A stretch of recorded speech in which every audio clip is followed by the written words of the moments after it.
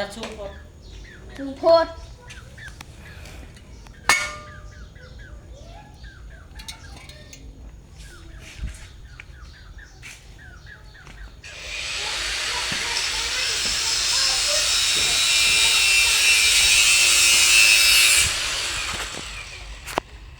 ดีเลย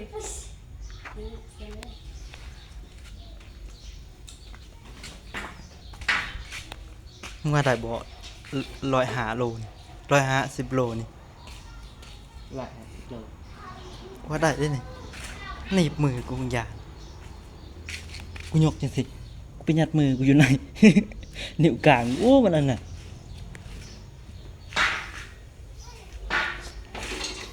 นิ่งเอาว่ามึงอันนี้ปั่นเกียร์ บัดตาย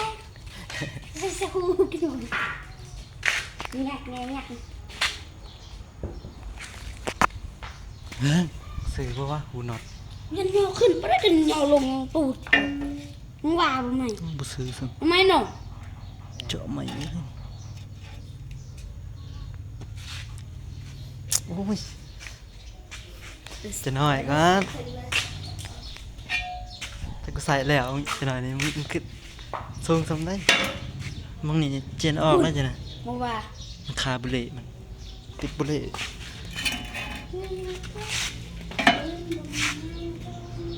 ถ่ายคลิปมึงเว้ย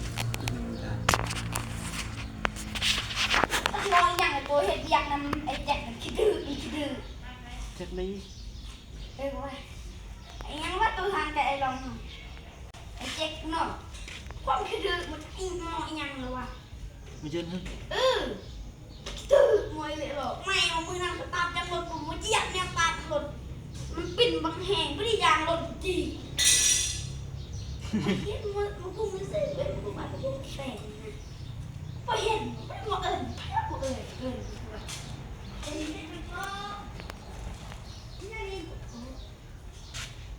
ไงหมดเด็ดยังก็ได้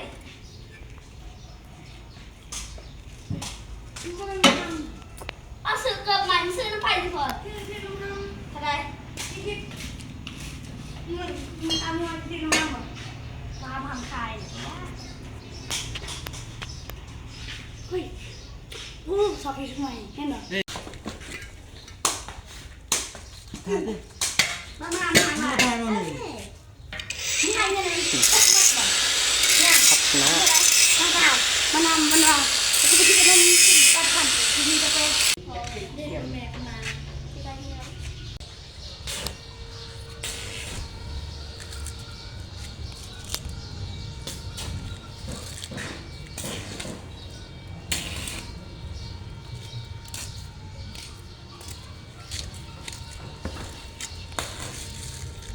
มันจะรู้เสีย